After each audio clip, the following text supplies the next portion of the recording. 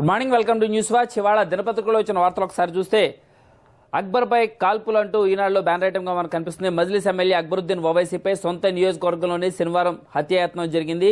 దుండగులు పిస్తోలుతో కాల్పులు జరపడంతో పాటు కత్తులతో దాడి చేశారు. ఈ దాడిలో ఎమ్మెల్యే తీవ్రంగా గాయపడ్డారంటూ ఒక వార్త ఈనాడు దినపత్రికలో ప్రధానంగా కనిపిస్తోంది.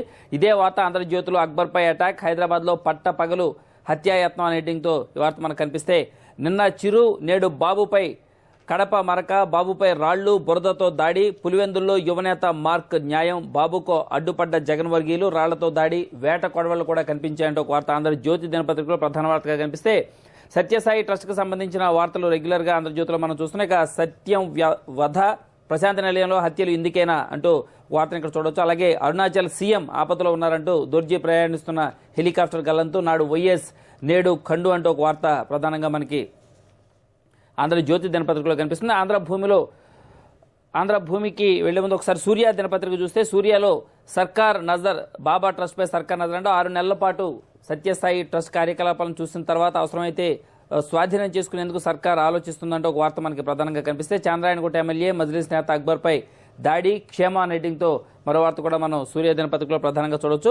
అరుణాచల్ సీఎం మిస్సింగ్ అనే హెడ్డింగ్తో ఒక వార్త, అలాగే 6 నెలలు ఆగండి, ఈ ప్రభుత్వం కూలిపోతుంది, వైఎస్ఆర్ స్వర్ణయుగం వచ్చేస్తుందంటూ జగన్ చేసిన వ్యాఖ్యలకు సంబంధించిన వార్త, వైఎస్ఆరే నాకు స్ఫూర్తి అంటూ కడప ఎన్నికల ప్రచారంలో చిరువు చేసిన కామెంట్స్, కడప ప్రచారం ఉద్రిక్తం అనే హెడ్డింగ్తో చిరంజీవి చంద్రబాబుపై భౌతిక దాడులు, ఈసీకి ఫిర్యాదు అంటూ మరో వార్త సూర్య దినపత్రికలో ప్రధానంగా మనకు కనిపిస్తుంది.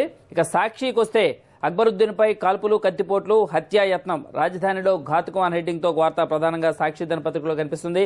బాబు గిల్లి కజ్జాలంటూ మరో వార్తను చూడొచ్చు. పులివెందుల పర్యటనలో పథకం ప్రకారం ఉద్రిక్తతలు సృష్టించిన చంద్రబాబు, తమకు బలం లేని జగన్కు పట్టున్న గ్రామంలో కావాలనే వైఎస్ఆర్ జగన్పై తీవ్రస్థాయిలో విమర్శలంటూ ఒక వార్త మనకు కనిపిస్తే, ముస్లింలపై వారిది కపట ప్రేమ, కాంగ్రెస్ టీడీపీలపై జగన్ ధ్వజం అంటూ ఒక వార్త, అలాగే అమెరికాలో ఒక ఆంధ్రుడి హత్యకు సంబంధించిన వార్త, ప్రిస్క్రిప్షన్ లేకుండా మందులు ఇవ్వనందుకు కాల్చి చంపిన నల్లజాతీయుడు అంటూ ఈ వార్తను మనం ప్రధానంగా చూడొచ్చు.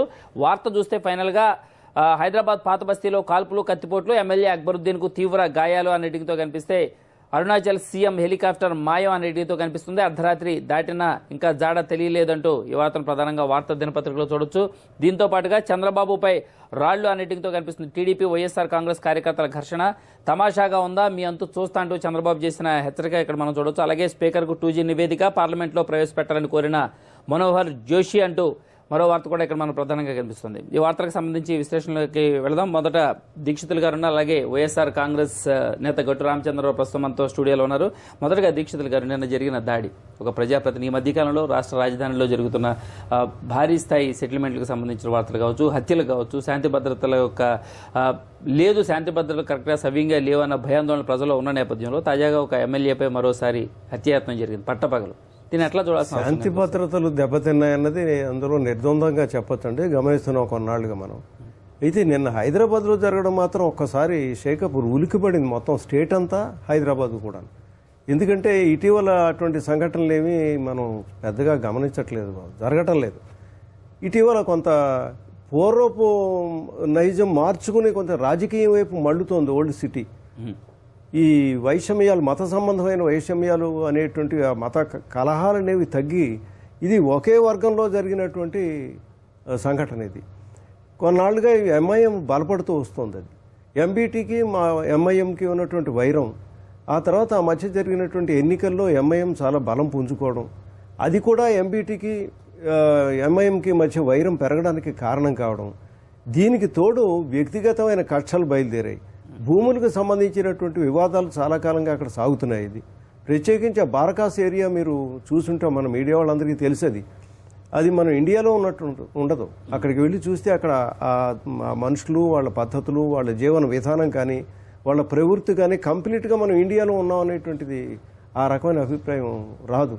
నిజానికి అక్కడ భూమికి సంబంధించినటువంటి ఒక తగాదా చుట్టూ ఈ వీళ్ళ కక్ష అనేది అల్లుకుంది. అది ఈ పరిస్థితికి దారితీసింది. అది అక్బరుద్దీన్ చాలా యువకుడు, ఎంతో భవిష్యత్తు ఉన్నటువంటి వ్యక్తి అతను. తర్వాత పొలిటికల్ ఫ్యామిలీలోంచి వచ్చినటువంటి వ్యక్తి అతను. అన్నగారు, తండ్రి గారు వాళ్ళందరూ దాంట్లో ఉన్నారు. అతను బయటపడి బతికిచ్చేసి జరగాలనే మనం కోరుకోవాలి. అలా జరగకుండా ఏదైనా జరిగితే మాత్రం హైదరాబాద్ చాలా ప్రమాదం జరుగుతుంది. హైదరాబాద్ ఓల్డ్ సిటీ కానీ, రాజధాని మొత్తానికి కానీ అలాంటివి జరగకూడదు.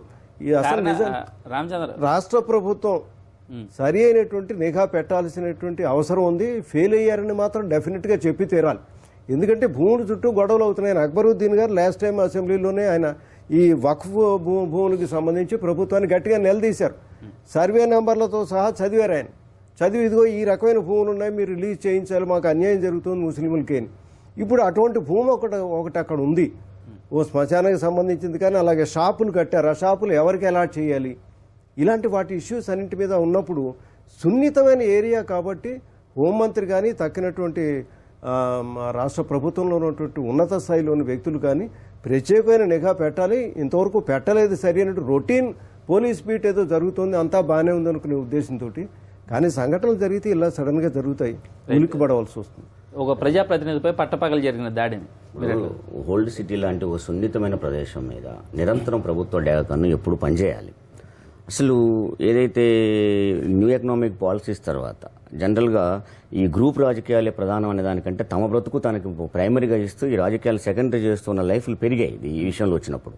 కానీ అలాంటి ప్రాంతాల్లో ఇంకా ప్రభుత్వాన్ని డెగాకని ఉండాలి. అయితే నిన్న హోమ్ మినిస్టర్ గారు చెప్పిన మాటలో చూస్తే ఓ 15 రోజుల ముందే అతను వచ్చి ఒక మెమోరాండం ఇచ్చి ఇట్లా మీరు గవర్నమెంట్ హ్యాండ్ ఓవర్ చేసుకోండి ల్యాండ్ అని చెప్పిన తర్వాత అది మీరు అన్నట్టు పాదయాత్రకు పోతున్నప్పుడు కనీసం అక్కడ ఏం జరుగుతుంది అనే విషయాన్ని కూడా స్పష్టంగా గవర్నమెంట్ తీసుకోవాలి. అయితే ఇక్కడ గవర్నమెంట్ పరిస్థితి ఏంటి? గవర్నమెంట్ తీసుకోవాలంటే అసలు గవర్నమెంట్ ఉంటేగా ఉన్న గవర్నమెంట్ అంతా కడపలో పోయి ఉన్నది. కడప ఎన్నికలు దాంతో తిరుగుతుంది తప్ప ప్రెస్టేజ్గా.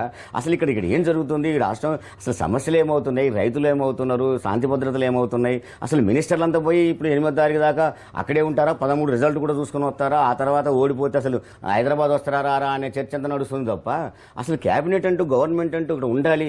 ఇప్పటికైనా ఇంత జరుగుతుంటే వాళ్ళు వెనక్కి వచ్చి అసలు ఏం జరుగుతుందని ఆ సున్నితమైన విషయాలు ఇంకా అతను మన అదృష్టంగా అతను ఇంకా క్షేమంగా ఉన్నాడు, అదంతా జరుగుతూ ఉంది. లేని సమస్యలను క్రియేట్ అవుతాయి. అలా రాష్ట్రం ఏమై ఉండేది?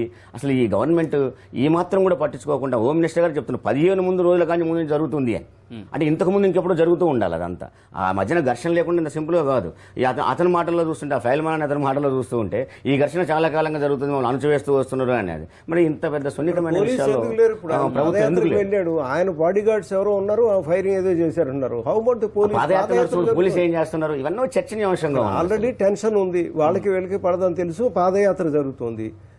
పోలీస్ ఐ థింక్ వాళ్ళు అక్కడ లేరనేది రిపోర్ట్స్ని బట్టి స్పష్టంగా తెలుస్తుంది.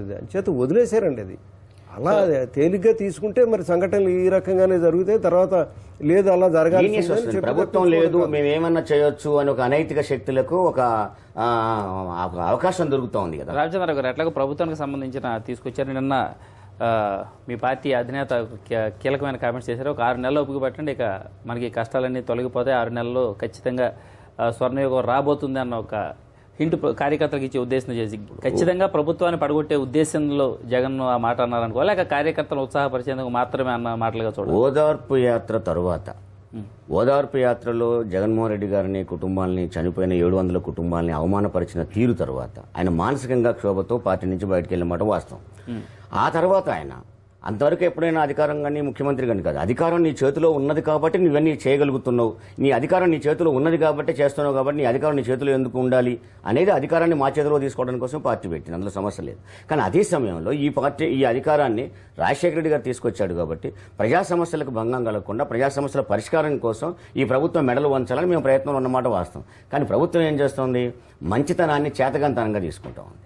చేతకంతనంగా తీసుకుని ఎక్కడికి వస్తుందా అంటే జగన్మోహన్ రెడ్డి గారి క్యారెక్టర్ని డిఫేమ్ చేయడానికి, రాజశేఖర రెడ్డి గారి ఇమేజ్ని తగ్గించడానికి, ఆ కుటుంబాన్ని అవమానాల పాలు చేయడానికి, చివరికి వైఎస్ఆర్ కాంగ్రెస్ పార్టీని లేకుండా చేస్తామని ఒక దృఢదీక్షతో పోతున్నట్టు కనపడతా ఉంది. అంతగా నువ్వు రాళ్ళేస్తున్నప్పుడు నాకు రసగుల్లాలు వేయాల్సిన అవసరం నాకు లేదు. మీ ప్రభుత్వం ఉండే ఈ అహంకారం, ఈ అధికార దుర్వినియోగం అలాగే కనుకుంటే నీ అధికారాన్ని కూడా తీసేయాల్సిన అవసరం వస్తుంది.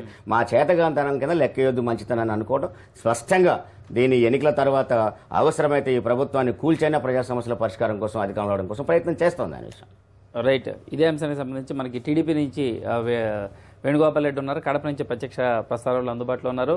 వేణుగోపాల్ రెడ్డి గారు, నిన్నటి పరిణామాల్ని ఎట్లా చూస్తున్నారు? మొత్తంగా చూసినట్లయితే నిన్న చంద్రబాబు కాన్వాయ్పై జరిగిన దాడి కావచ్చు, తలెత్తిన ఉద్రిక్త పరిస్థితులు కావచ్చు, ప్రచారంలో భాగంగా మీరు ఎట్లా చూస్తున్నారు టీడీపీ తరఫు నుంచి?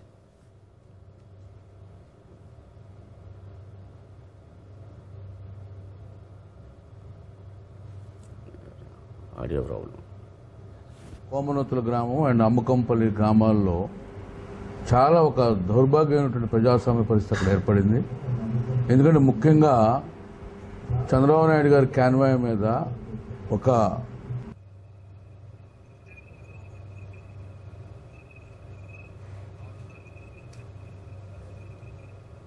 రైట్, ఆడియో ప్రాబ్లం ఉంది, మళ్ళీ వెళ్దాం. నిన్న ప్రచారంలో భాగంగా 2 యాంగిల్స్. ఒకటి, వైఎస్ఆర్ పార్టీ చేస్తుంది తనకు పట్టు లేని చోట, ఎటువంటి బలం లేని చోట వెళ్ళి తీవ్రమైన కామెంట్స్ చేశారనేది ఒక వాదనగా తీసుకొస్తున్నారు. మరో వాదన ఏంటంటే 9 సంవత్సరాలు ముఖ్యమంత్రిగా పనిచేసిన వ్యక్తి, విశేషమైన రాజకీయ అనుభవం ఉన్న వ్యక్తి ప్రజలను రెచ్చగొట్టే విధంగా మాట్లాడుతున్నారు, ప్రజల మధ్యలో మీసం మేలేస్తున్నారు, తొడలగొట్టి సవాలు చేస్తున్నారు. ఇది ఎంతవరకు కరెక్ట్? దానివల్లే ప్రజలు రెచ్చిపోయారన్న యాంగిల్లో దాన్ని సమర్థించుకునే ప్రయత్నం వైఎస్ఆర్ కాంగ్రెస్ వర్గం చేస్తుంది. ఒక విషయం అండి, ఇప్పుడు ఉన్నటువంటి వాతావరణం అంతా మనకు తెలుసు. ఎన్నికల ప్రచారంలో ఎవళ్ళ పాయింట్స్ వాళ్ళు చెప్పుకుంటూ పెడుతుంటారు.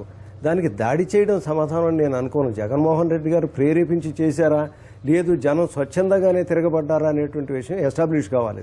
ఏదైనా పోలీసులు కానీ మరొకరు కానీ దాని మీద దర్యాప్తు జరిపి చెప్తే మనం తెలుసుకోవచ్చు. ఏది జరిగినప్పటికీ జగన్మోహన్ రెడ్డి గారు ప్రేరేపించి చేయించిన, లేదు స్వచ్ఛందంగానే ప్రజలు తిరగబడ్డారని రెండూ కూడా శాంతవ్యమైనటువంటి విషయాలు కాదండి. రాజకీయ నాయకులు వస్తారు, ఇప్పుడు మీరు చెప్పినట్టు ఇంపార్టెంట్ లీడర్ అక్కడికి వెళ్ళారు, వెళ్ళి ప్రసంగాలు చేస్తారు, ఛాలెంజింగ్గానే ఉంటాయి ఇవి. ఆయన ఛాలెంజింగ్గా చేయట్లేదు, గవర్నమెంట్ను పడగొట్టేస్తామని ఆయన అంటలేదు, అన్కాల్డ్ ఫర్, నిజానికి అక్కర్లేదు అది, కానీ చేస్తారు. ఎలక్షన్ టైం అది, ఆయన ప్రజలను ఆకట్టుకోవాలి కాబట్టి నేను అధికారంలోకి వస్తాను, నేను ముఖ్యమంత్రిని అవుతాను, మీకు మంచి రోజులు వచ్చేలా చేస్తాను, మా నాన్నగారు ఇచ్చిన దీనికి సంబంధించి అంచేత